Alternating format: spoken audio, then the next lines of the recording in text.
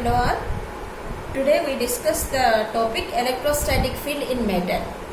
So all we know that matter comes in many varieties like solids, liquids, gases, metals, wood, etc.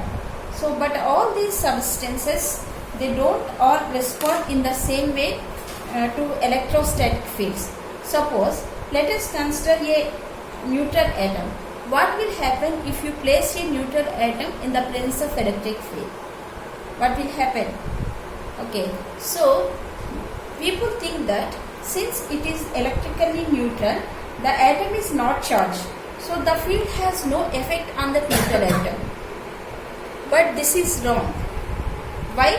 Because the neutral atom placed in an external field will experience no net force. But however, so we know that atom consists of a positively charged nucleus and the electron forms like a cloud around the nucleus. Okay, so here we have positively charged nucleus and electron cloud around the nucleus, surrounding the nucleus.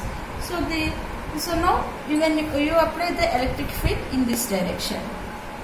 Okay, then what will happen? The nucleus of this atom will experience a force pointing in the same direction of electric field. This we call it as F external. We know that when suppose the force in the presence of an electric field and the charge is equal to Q E bar. This E bar, this is the external field that we applied. Okay, so the positive charge nucleus will experience some external force in the same direction of electric field, which is equal to Q E external.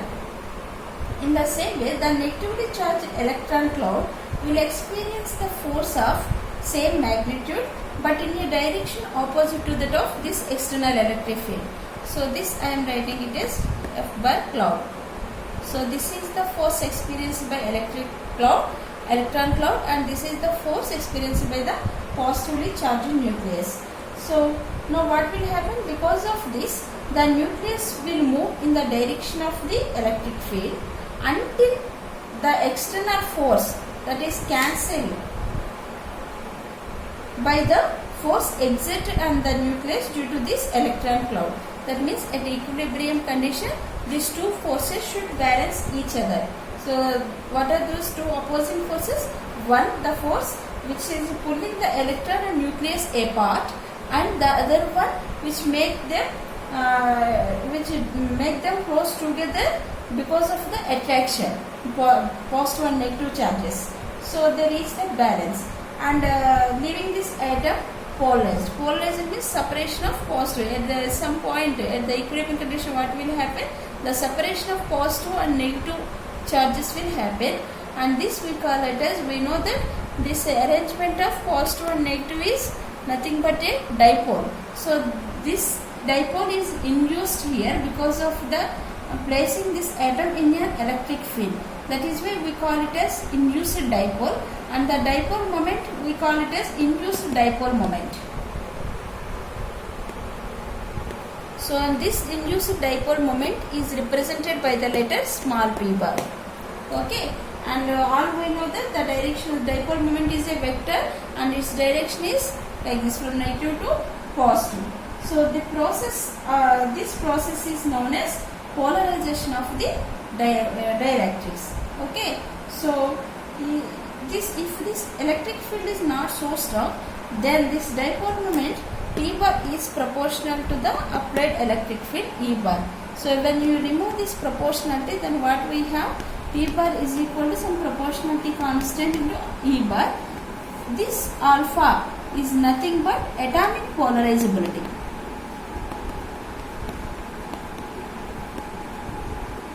So alpha is nothing but atomic polarizability, and this value depends on the detailed structure of the atom. So now what we have seen here, suppose when you place a neutral atom in the presence of electric field, that will be polarized. That means the separation of positive and negative charges takes place and giving the induced dipoles, and because of that we have induced dipole moment. Okay, such type of molecules we call them as non-polar molecules. Suppose if a dielectric, if we place in the electric field, if the induced dipoles are there and the induced dipole moment exists, then those dielectrics are called non-polar dielectrics. Okay. Now let us see what will happen if you consider a polar molecule. What is meant by polar molecule? Polar molecule means for a molecule there exists some dipole moment, like H2O. You know that H2O, water molecule. That water molecule structure is bent structure, right? At the center you have oxygen and this side you have hydrogen. And this angle is 105 degrees. And the dipole moment of this water molecule is around 6.1 into 10 power minus 13. Okay. So the Coulomb meter dipole moment. So suppose any molecule, if there exists some dipole moment, that molecule is known as polar molecule. Now let us see what will happen if you place such type of polar molecule in the presence of electric field. Generally in a polar molecule, the dipoles are like this, randomly oriented.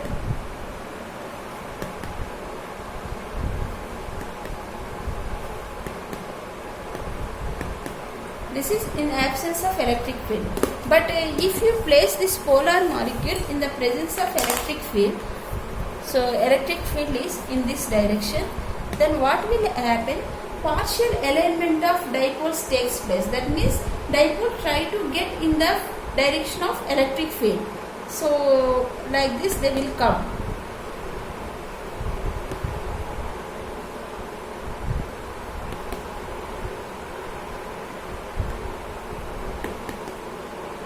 So all dipoles try to align in the direction of electric field.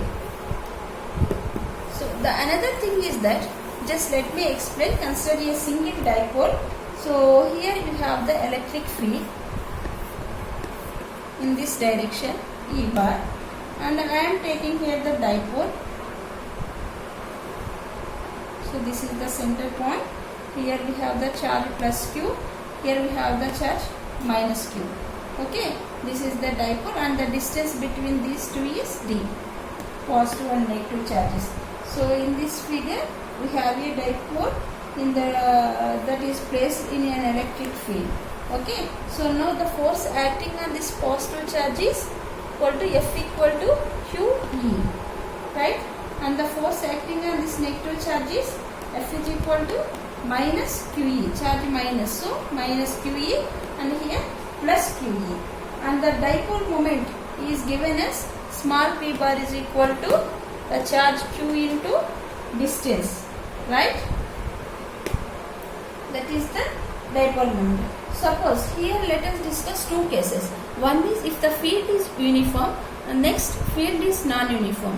In case of uniform field, what will happen? Field is uniform, so the net force here plus QE, here minus QE. Net force is equal to 0. But the torque on this dipole with respect to center, so we know that the torque is equal to tau is equal to R plus F. Here I am denoting this torque as capital N bar, and here we have this two charges plus Q minus Q because of these two forces, F plus F minus. So the torque is equal to R plus cross F plus R minus cross F minus, R bar cross F bar. So this distance R plus and this distance R minus.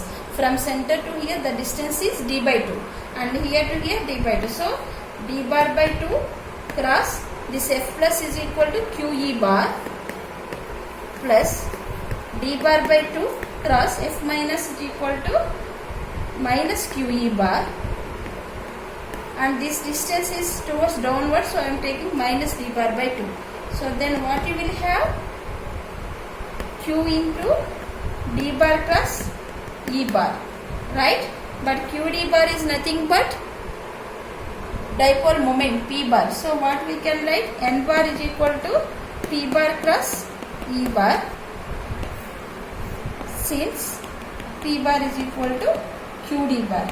So what will happen here? There is some torque present. In the presence of uniform field, if you keep a dipole, some torque will be present, which is equal to the cross product of dipole moment and electric field, and this torque is responsible for making the dipole to orient in the same direction of the electric field.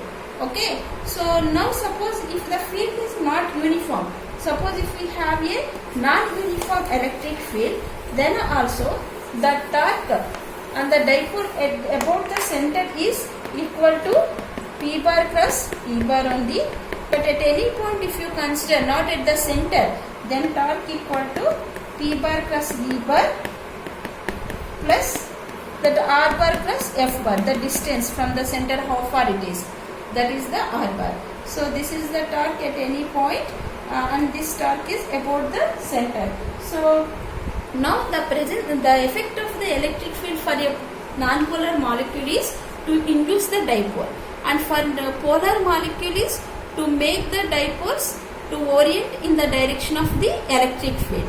So this was done by the torque. Okay. So now we have seen that the effect of electric field for a non-polar molecule is to induce dipoles, and that process is known as polarization. Okay. So what is the effect of polarization and dielectrics? The effect of polarization and dielectric is to produce the accumulation of bound charges, surface bound charge sigma b and volume bound charge rho b. So what is meant by this surface bound charge density and volume bound charge density? Let me explain by taking some examples. Okay. So here suppose if you consider a uniformly polarized material. So uniformly polarized material means, so all the dipoles they are perfectly aligned. So here I am considering three dipoles for suppose plus q and minus q separated by a distance d,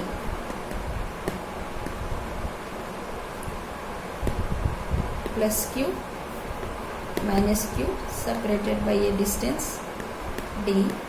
So here I am taking three dipoles for a uniformly polarized material which are separated by the distance d. Then if you observe this, what will happen? So this minus q plus q cancel, minus q plus q cancel. Finally you have the plus q on the left side and minus q on the right side separated by a distance 3d. So we have the surface charges, surface positive charge, surface negative charge. Okay. So these type of charges are known as surface charges, and the surface charge density can be written as, so we know that surface charge density is nothing but charge enclosed by per unit area, right? So we already know that volume charge density and surface charge densities. Surface charge density means charge per unit area, and volume charge density is charge per unit volume. So now surface charge density sigma b is equal to q enclosed by a. So charge enclosed per unit area is nothing but the polarization. Okay. So suppose if this surface of the material is not perpendicular to the direction of polarization, then what we can write, the surface charge density will be less than the value of this P, surface charge distributed over the large area. So then what we write, sigma B is equal to P bar dot n cap. Okay. So this n cap is the unit vector perpendicular to the surface of the material pointing outwards. So this is about the bound surface charge density. So surface bound charge density sigma b is the dot product of polarization and unit vector n cap vector, which is perpendicular to the surface of the material. Okay. The same way, the same thing will be happen. Suppose when you place the dielectric material in an electric field. So just here I explained you by taking three dipoles. But if you consider a dielectric material, then what will happen? So in the dielectric material we have many positive and negative charges, and induced dipoles also will be there, and because of this placing in electric field, polarization takes place. So the separation of positive and negative charges takes place. So on the right side we have the positive charges,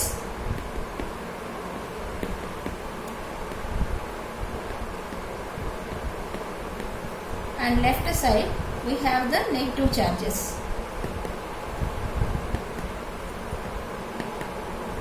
So now its polarization in this direction P, and because of this induced charges, so this is the sigma B for positive charge and this is the sigma B for negative charge. Okay, bound surface charge densities, and here A is the area of this dielectric material, and the same way we will get sigma B is equal to Q enclosed by area, and that is equal to polarization, electric polarization P. And then if it is the surface material is not perpendicular to this direction of polarization, then we will consider P bar dot n cap. So here if you see, for this positive charge P bar is parallel to n cap, and here P bar is anti-parallel to n cap. Okay, so finally the expression for surface charge, bound surface charge density is P bar dot n cap. Suppose, let us suppose if the material is not uniformly polarized. Okay, so let me explain by taking the three dipoles again as an example for your understanding. So here I am taking the three dipoles. So this is minus Q plus Q separated by a distance d. This is one dipole, and another dipole is minus 1.2 Q plus 1.2 Q, again separated by a distance d, and another dipole is minus 0.8 Q plus 0.8 Q separated by a distance d. Okay, so if they are aligned, what will happen? We get here minus Q, and here also we will have charge. So in a uniformly polarization, they both are nullified, plus Q minus Q, but here the value is minus 0.2 Q, 1.2 minus 1.2 plus Q. Okay, so and again here also we will have some charge, that is 0.4 Q, and at the end we have 0.8 Q, and the distance is 3D. So in the previous case, in the middle charges are nullified and we have only surface charges plus Q and minus Q, but here we have in the middle also some charges. So because of this, here there exists volume charge density also. So the effect of polarization is to produce these bound charges. Within the dielectric we have volume charge, at the surface we have surface charge density. Okay, so since this net charge on the polarized material, we know that the net charge on the polarized material is must be equal to the 0. So what will happen? This volume charge and surface charge densities. So this is surface charge density sigma B dA plus volume charge density rho B d tau is equal to 0.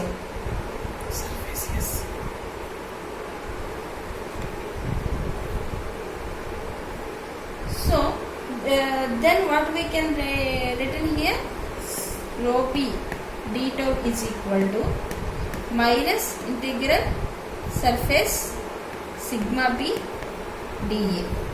So that is equal to minus integral, we derived the expression for sigma B, that is nothing but my P bar dot dA bar. So here we have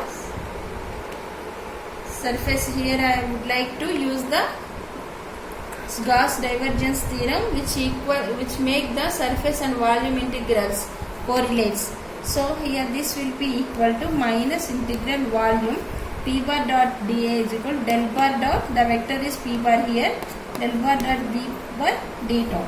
So here also volume integral we have rho B d tau, right side also volume integral del dot P d tau. So this can hold good for any volume.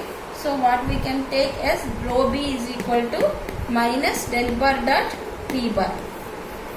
This is the expression for volume, bound volume charge density.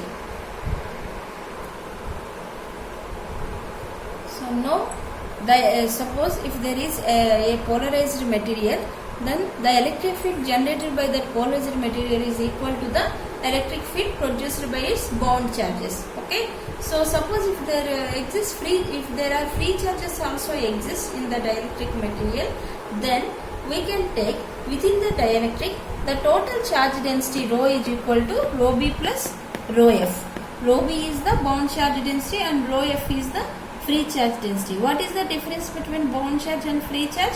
So bound charges they exist when the material is polarized, and rho f free charge they exist not because of the polarization, that they are either maybe electrons in a conductor or some ions embedded in dielectrics. They are the free charges. Okay, so now rho is equal to rho b plus rho f. So we know that Gauss law in electrostatics, that is del bar dot E bar is equal to rho by epsilon naught. Okay, now epsilon naught of del bar dot E bar is equal to rho that is equal to rho b plus rho f here from this equation. Okay, so epsilon naught of del bar dot E bar is equal to, what is rho b? Volume charge density. We just seen that rho b is nothing but minus del bar dot P bar plus rho f. So here E bar is the total electric field, not just that portion generated by the polarization. Okay, so now that del bar dot epsilon naught E bar, this bringing left side, del bar dot P bar is equal to rho f. So this is equal to del bar dot epsilon naught E bar plus P bar is equal to rho f. So this we can written as del bar dot D bar is equal to rho f. What is this D? D bar is nothing but D bar is equal to epsilon naught E bar plus P bar. This we call it as electric displacement vector. So now this using this electric displacement vector, Gauss law can be written as integral D bar dot dA bar is equal to QF enclosed. What is QF here? That is the total free charge enclosed in the given volume. Okay, so now the electric displacement vector is capital D bar. So how we define this electric displacement vector?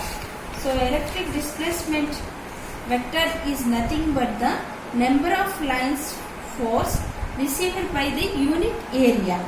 So we can call it as either flux density or electric displacement. So now we have seen that the relation between electric displacement vector D bar and polarization vector. D bar is equal to epsilon naught E bar plus P bar. Now what is electric susceptibility? Suppose if any dielectric material, most of the dielectric materials, they become polarized when they are placed in electric field. And we know that the polarization is proportional to electric field. In the beginning of this topic itself, we have seen that polarization is proportional to the electric field. So P bar is proportional to E bar. So then when you remove this proportionality, we have P bar is equal to epsilon naught chi E bar. So what is this chi E? Chi E is the proportionality constant, which we call it as electric susceptibility of the medium. And here E bar is the total electric field, that is the sum of external and internal fields. Okay, external field is the field that we applied, and internal field is due to the field produced due to the induced dipoles. Okay, so and here this constant, this epsilon naught, this factor epsilon naught has been extracted here to make this chi E dimensionless. Okay, so the materials in which this induced polarization is proportional to the electric field, those materials are called linear dielectrics. So now we know the relation between the D bar and P bar as D bar is equal to epsilon naught E bar plus P bar. So in place of P bar, here I am writing this expression epsilon naught XE E bar. Okay. epsilon naught chi e e bar. So that is equal to epsilon naught of 1 plus chi e e bar. So that is d bar is equal to epsilon e bar. So what is this epsilon? Epsilon is nothing but epsilon naught of 1 plus chi e. So epsilon naught is the permittivity of free space. So we can see here electric displacement d bar is proportional to e bar. So suppose if you take vacuum, in case of vacuum there is no matter of polarization. So what will happen? Susceptibility will be 0. So if susceptibility will be 0, then d bar is equal to epsilon naught e bar. Okay, in vacuum. And this epsilon naught is called permittivity of the free space. And this 1 plus chi e,